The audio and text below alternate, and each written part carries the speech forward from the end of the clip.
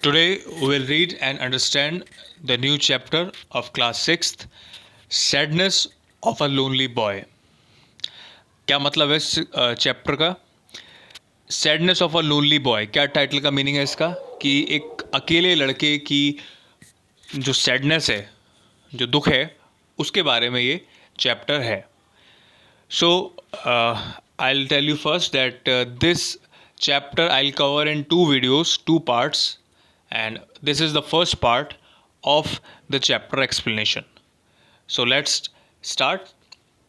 A lone lodge stood on the banks of a lake in a remote place. A lone lodge का मतलब होता है कि एक अकेला, लोन मतलब अकेला, और एक लॉज मतलब होता है एक लकड़ी से बना हुआ घर, जो कि कहाँ पर था? दूर, एक बहुत रिमोट मतलब दूर, एक दूर जगह थी. वहाँ पर जो लेक है उसके किनारे पर ये एक छोटा सा लकड़ी का घर जो था वो बना हुआ था.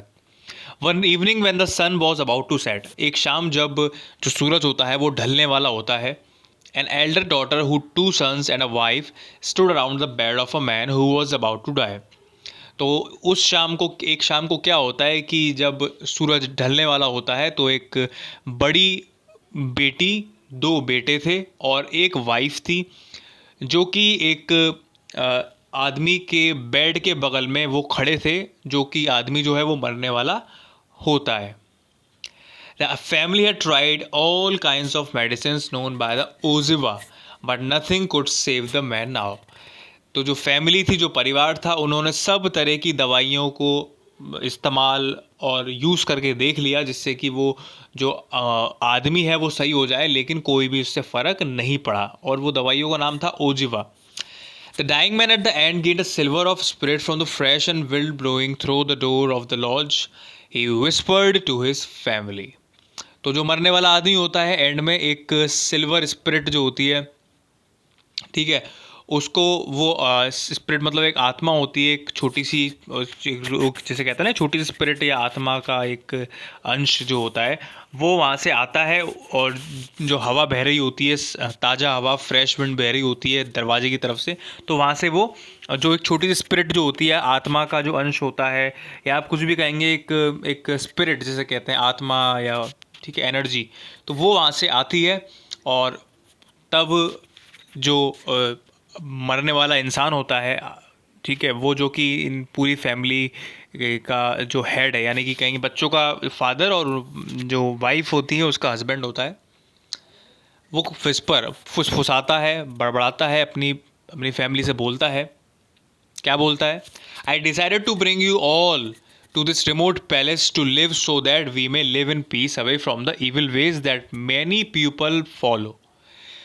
आई decided to bring you all, मैंने निश्चय किया था, वो अपनी पहली की बात बताता है कि मैंने निश्चय किया था कि तुम सभी को, वो क्या कहता है कि मैंने निश्चय किया था कि तुम सभी को जो है वो एक दूर दराज रिमोट पैलेस पे, एक दूर सी जगह पे तुम्हारे साथ रहूँगा मैं.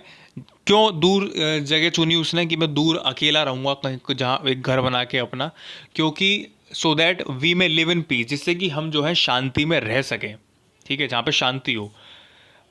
Away from the evil ways, जो बुराइयां हैं, जो बुरे लोग हैं, उनसे हम दूर एक अकेली जगह पे शांति से अपना जीवन, अपनी लाइफ को, आगे की बची हुई लाइफ को स्पेंड करना चाहता था मैं. तो इसलिए मैंने एक दूर जगह चुनी रहने के लिए. That many people follow. There is unkindness, ingratitude and wickedness surrounding our people. वो कहता है कि बहुत ज़्यादा यहाँ पर हमारे जो लोग हैं उनके बीच में अनकाइंडनेस है, मतलब बहुत ज़्यादा क्रूर लोग हैं वो. इनग्रेटिट्यूड है, मतलब बहुत ज़्यादा चिड़चिड़े लोग हैं. और विगनेस, काफ़ी ज़्यादा कपट है, छल है उनके लोगों के अंदर.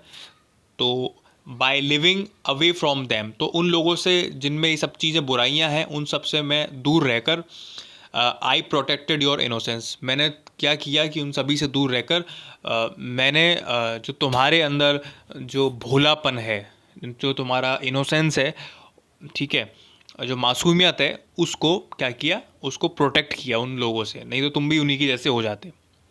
आई have protected you from becoming selfish and proud. मैंने तुम्हें मतलबी और घमंडी बनने से बचाया। It has not been easy to stay away from others. हाँ, ये आसान नहीं था उन लोग कि अपने ही लोगों से दूर रहना। We all have suffered from a lot of discomfort. हम सभी ने बहुत ज़्यादा जो है परेशानियों को झेला है। But I tried my best to feed you all and look after you. लेकिन मैंने अपनी पूरी कोशिश करी कि मैं तुमको जितना अपना हो सकता था मेरा, कि मैं तुम्हें सारी चीज़ें जो है तुम्हें सारी चीज़ें जो है देखभाल करूं, सारी चीज़ें तुम्हें समय पड़ने पर दूं। जो भी तुम्हारी इच्छाएं हैं, आवश्यकताएं हैं, उसके हिसाब मैं तुम्हें उन सबको विशेष को पूरा कर सकूं, और एंड लुक आफ्टर यू, और तुम्हारी देखभाल कर सकूं। But now I am dying. पर अब मैं मर रहा हूँ। आई एम डाइंग, मैं मरने वाला हूँ। Your mother will not live long and will die soon after me. वो कहता है कि जो तुम्हारी माँ है, बच्चों से कहता है कि जो फादर हैं, ये आप देख सकते हैं यहाँ पे इमेज पे बेड पे लेटे हुए, अपने बच्चों से कह रहे हैं कि मैं मरने जा रहा हूँ, और मैं जानता हूँ कि जो तुम्हारी माँ है वो भी ज़्यादा समय तक ज़िंदा नहीं रहेगी, और मेरे मरने के बाद वो भी कुछ समय के बाद शी विल ऑल्सो डाई, वो भी मर जाएगी। My children, you will be left alone to look after yourself. मेरे बच्चों, तुम अकेले रह जाओगे, तो तुम्हें अपनी खुद की देखभाल खुद से करनी है। I give you the charge to look after your mother and your youngest brother. तो ये कहते हैं, अभी जो फादर है जो मरने वाला है, ये अपने बच्चों से, जो बड़े बच्चे हैं, जो एल्डर बताया था ऊपर हमने पढ़ा था, यहाँ पे देखो स्टार्टिंग में कि यहाँ पर देखिए आप ये वाला एन एल्डर डॉटर, देखिए आप ये 5th लाइन देखिए, एन एल्डर डॉटर और 2 सन्स। तो ये 3 बच्चे थे उसके, जिसमें कि एक बड़ी लड़की थी और 2 लड़के थे, उसमें भी एक बड़ा था उनमें से। तो वो उनको, बड़े जो बच्चे हैं उनको कहता है, क्या कहता है कि I give you the charge to look after your mother, कि बड़े, कि तुम जो हो अपनी माँ का और अपना जो तुम्हारा सबसे छोटा भाई है, मतलब तीसरे नंबर का जो भाई है, उसकी तुम क्या करना, देखभाल करना। ठीक है, जो छोटा भाई है, जो यंगेस्ट ब्रदर था, हु इज़ नॉट स्ट्रॉन्ग, वो ज़्यादा जो है स्ट्रॉन्ग और मजबूत नहीं है, हेल्थी नहीं है। I charge you never to forsake your younger brother. तो वो कहते हैं, वो कहता है कि मैं तुम दोनों जो बड़े हो, तुम्हें ये जिम्मेदारी देता हूँ कि तुम कभी भी अपने जो छोटा भाई है, यंगर ब्रदर है, उसको कभी भी उसकी अनदेखी नहीं करोगे। I as soon as the words ended, जैसे ही वो अपनी बात ख़त्म की उसने, the spirit of the man took flight. और जो उसकी आत्मा थी, उस मरते हुए आदमी की जो एनर्जी थी, आत्मा थी, वो वहाँ से चली गई। तो वो एक तरह से वो मतलब मर गया। The 2 older children looked after their mother and the youngest brother. और जो दोनों बड़े बच्चे जिनको अभी उसने बताया था, तो उन्होंने क्या किया, जब वो मर गया तो उन दोनों ने अपनी माँ की और अपना जो सबसे छोटा भाई था, जिसके बारे में बताया था उसने, तो कि उनकी क्या करी, देखभाल करी। ठीक है। आफ्टर 6 months एट पास, 6 महीने बीत जाने के बाद, द मदर टू डाइड, जो माँ थी वो भी मर गई। The 2 brothers and 1 sister were left alone to look after one another. और जो दोनों बच्चे थे, दोनों जो छोटे छोटे भाई थे, और जो एक लड़के, जो यंग एल्डर सिस्टर थी, बहन थी, वो अकेले रह गए, to look after one another, कि वो एक दूसरे की देखभाल कर सकें। तो आगे बढ़ते हैं हम, नेक्स्ट क्या होता है। For some time it was easy for the eldest brother to take care of his family. तो कुछ समय तो क्या था कि जो दूसरे नंबर का लड़का, जो दूसरे नंबर का जो बेटा था, उसके लिए कुछ समय तक तो था कि भाई उसने अपनी पूरी फैमिली, जो भी है, उसकी बड़ी बहन और छोटा भाई है, आपस में वो अच्छी तरह से रहा, उसकी देखभाल भी करी। लेकिन बहुत जल्दी, but soon he became restless, लेकिन कुछ समय बाद वो उनसे तंग आ गया, परेशान हो गया। And wanted to do things for himself, और वो खुद के लिए जो भी था खुद के लिए करना चाहता था। He decided to leave his sick brother and under the care of his sister. तो उसने निश्चय किया कि वो अपना जो छोटा भाई है, उसको, जो खुद अपनी बड़ी बहन है, उसको जिम्मेदारी दे के वो वहाँ से चला जाएगा, घर छोड़ के। And go out to make his mark in the world, और अपनी जो पहचान है पूरे संसार में बनाने के लिए चला जाएगा। Elder brother married after some time, जो बड़ा भाई था, जो वो था, उसने अब फिर क्या किया, कुछ समय बाद शादी कर ली। And forgot about his promise to his dead father, और अब जो उसने अपने मरते हुए पिताजी, फादर को जो उसने वचन दिया था कि वो सबकी देखभाल करेगा, उसको वो भूल गया। Soon the sister also grew tired of taking care of the younger brother। और बहुत जल्दी क्या हुआ कि जो बहन थी, एक बड़ी बहन बची थी, वो भी बहुत ज़्यादा परेशान हो गई। मैंने वो जो सबसे छोटा भाई था, सिक जो बीमार रहता था हमेशा, उसकी देखभाल करते करते, and living a solitary life. Solitary मतलब अकेला जीवन व्यतीत कर रही थी वहाँ पे, क्योंकि वहाँ पे कोई था नहीं। सिर्फ एक तो बड़ी लड़की थी और जो वो थी, और एक छोटा भाई जो बीमार रहता था। दूसरा नंबर का तो उसने तो अपनी अलग ही फैमिली, अपना अलग ही घर बसा लिया था। तो वो अकेली रहती थी, अब वो भी परेशान हो गई अकेले जीवन व्यतीत करके। After years of looking after the whole household and working hard, she wanted to be in the company of other people. कुछ साल अपने घर बार जो हाउस होल्ड था वहाँ पे, उसकी देखभाल करने के बाद, और काफ़ी वर्किंग हार्ड, काफ़ी मेहनत करने के बाद, वो भी चाहती थी कि वो भी बाकी जो लोग रहते हैं उन सब के साथ में वो भी अलग से रहे। One day after gathering some supply, she told her youngest brother.